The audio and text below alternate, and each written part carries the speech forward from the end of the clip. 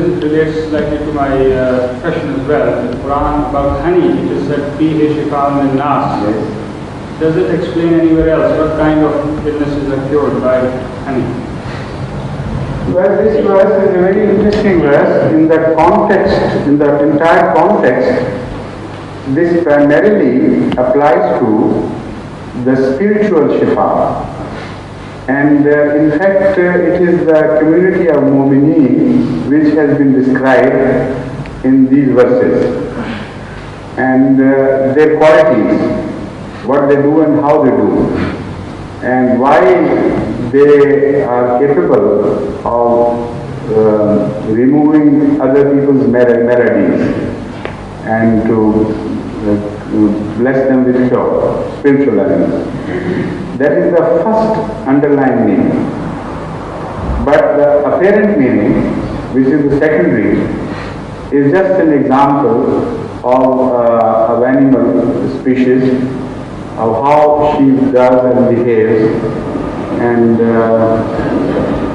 as a result of that, whatever is produced is also useful for physical cure and physical treatment of ills.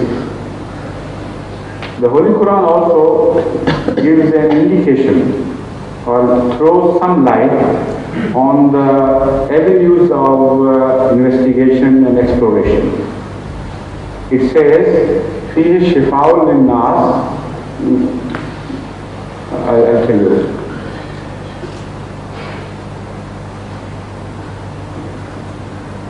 وَأَوْحَى رَبُّكَ إِلَى النَّحْلِ أَنِ اتَّخِذِي مِنَ الْجِبَالِ بُيُوتًا وَمِنَ الشَّجَرِ وَمِمَّا يَعْرِشُونَ ثُمَّ كُلِي مِنْ كُلِّ الثَّمَرَاتِ فَاسْلُكِي سُبُلَ رَبِّكِ ذُلُلًا يَخْرُجُ مِنْ بُطُونِهَا شَرَابٌ مُخْتَلِفٌ أَلْوَانُهُ.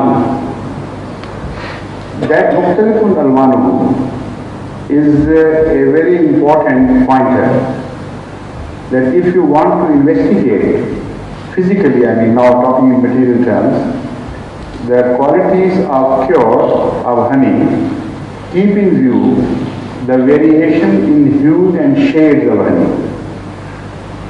Why are the variations in shades and hues caused?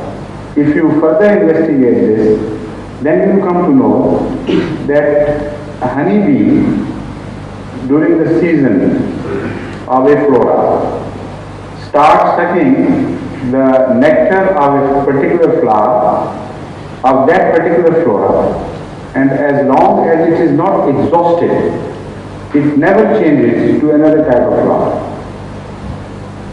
While other flowers are in full bloom, you will see a particular honeybee going only to a particular flower, and it doesn't meander from one to the other.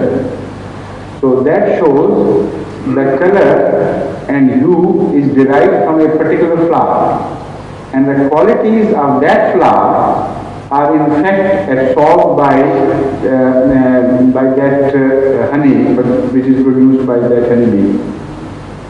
So that shows, for further investigation, you have to investigate on the principal ingredients of those flowers, and the best way to administer that medicine which is in that flower would be through the means of honey.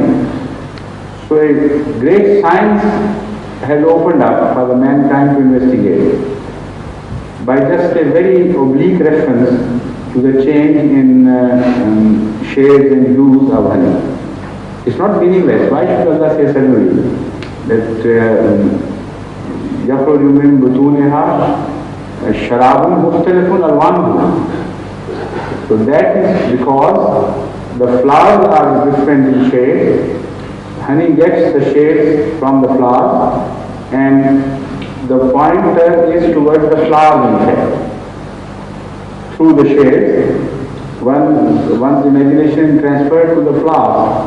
And this thing has been only recently discovered, that the honeybee sticks to one type of flower during honey collection. It doesn't just go on to any place even if there are many flowers very close and the temperatures are very low and there is the danger of death to the honeybee, once it has started sucking the nectar of a particular flower, it will never change. This discovery has been made recently by the West, but the Holy Quran also seems to point out to this. Yes, please.